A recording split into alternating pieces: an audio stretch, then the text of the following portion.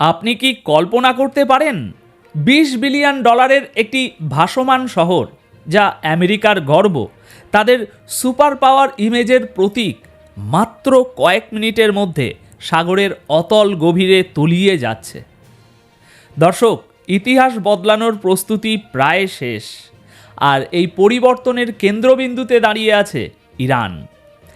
দেখুন, আমরা সচরাচর যা দেখি জিওপলিটিক্স, তার চেয়ে অনেক গভীরের খেলা। গত কয়েকদিন ধরে মধ্যপ্রাচ্যের আকাশে বাতাসে বারুদের গন্ধ, কিন্তু এবার আর কোনো লুকোছাপা নেই। ইরান সরাসরি চ্যালেঞ্জ ছুড়ে দিয়েছে, এবং এই চ্যালেঞ্জ কোনো সাধারণ হুমকি নয়। বর্তমানে ইরানের বিভিন্ন শহরের রাস্তায় রাস্তায় এখন বিশাল সব ব্যানার ঝুলছে। সেখানে স্পষ্ট ভাষায় আমেরিকাকে সতর্ক করা হয়েছে। আমেরিকা তাদের সর্বাধুনিক aircraft carrier USS Abraham Lincoln নিয়ে এখন খুব চিন্তিত। ওদিকে চীন কেন এই ঘটনাতে আড়ালে বসে মুচকি হাসছে, আর নিজেদের ঘর সামলাতে না পারা ব্রিটেন কেন আবার এই আগুনের মধ্যে ঝাঁপ দিতে চাইছে? আজকের এই প্রতিবেদনে আমরা ইমোশন নয়, হার্ড ফ্যাক্টস এবং লজিক দিয়ে এই পুরো ছকটা বোঝার চেষ্টা করব। তাহলে সবার আগে আসি ওই ব্যানারগুলোর কথায়, যা এখন ইরানের বিভিন্ন শহরের রাস্তায় রাস্তায় ঝুলছে। দেখুন, আন্তর্জাতিক রাজনীতিতে সিম্বলিজম বা প্রতীকী ভাষা খুব গুরুত্বপূর্ণ। ইরান সম্প্রতি তাদের বড় বড় শহরগুলোতে যে ব্যানার টাঙিয়েছে, সেখানে একটা লাইন লেখা আছে, যা আক্ষরিক অর্থেই হার হিম করা। ইংরাজিতে যাকে বলা হয়, if you sow wind you will reap the whirlwind, অর্থাৎ তুমি যদি বাতাস বোনো তবে তোমায় ঝড় কাটতে হবে। সহজ বাংলায় এর মানে কি জানেন? এর মানে হলো, আমেরিকা যদি মধ্যপ্রাচ্যের সামান্যতম উস্কানি বা প্রবলেম ক্রিয়েট করার চেষ্টা করে, তবে তারা রিটার্ন হিসাবে এমন এক ধ্বংসযজ্ঞ বা বিপর্যয় দেখবে, যা তারা কল্পনাও করেনি। ব্যানারগুলোর গ্রাফিক্স বা ছবিগুলো যদি ভালো করে খেয়াল করেন, দেখবেন সেখানে দেখানো হয়েছে আমেরিকার ওই যুদ্ধজাহাজ আব্রাহাম লিঙ্কন, যা ধোঁয়ায় আচ্ছন্ন, ধ্বংস হয়ে যাচ্ছে। এটা কোনো সাধারণ গ্রাফিক্স নয়, এটা ইরানের ইন্টেনশন বা অভিপ্রায়। ইরান বুঝিয়ে দিচ্ছে তাদের টার্গেট এবার কোনো ওই ছোটোখাটো ড্রোন বা ঘাঁটি নয়।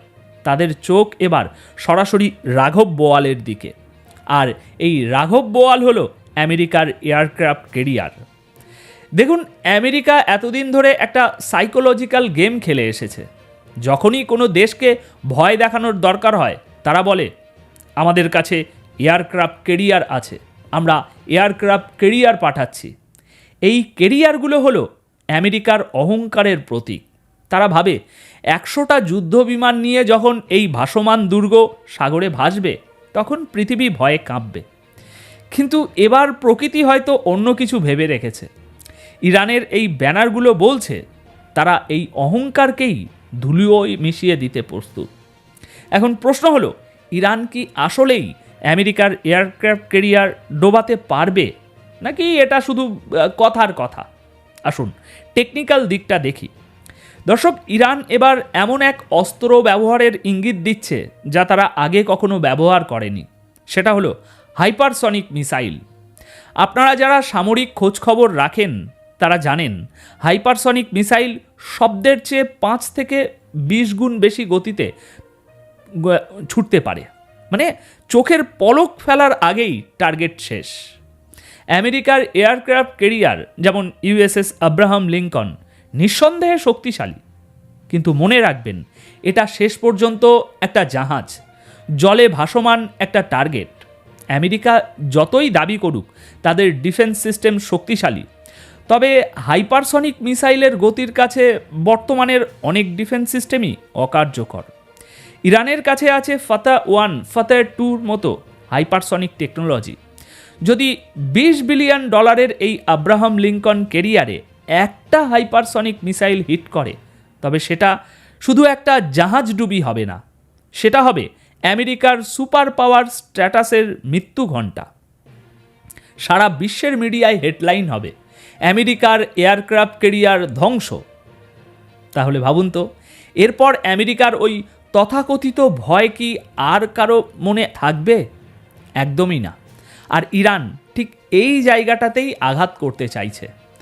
তবে এই পুরো ঘটনায় পর্দার আড়ালে একজন খুব খুশি, তিনি হলেন শি জিনপিং। কিন্তু কেন? কারণটা খুব সিম্পল। এই ইউএসএস আব্রাহাম লিঙ্কন বা অন্যান্য কেরিয়ার গ্রুপগুলো সাধারণত সাউথ চায়না সিতে চীনকে ভয় দেখানোর জন্য রাখা হয়।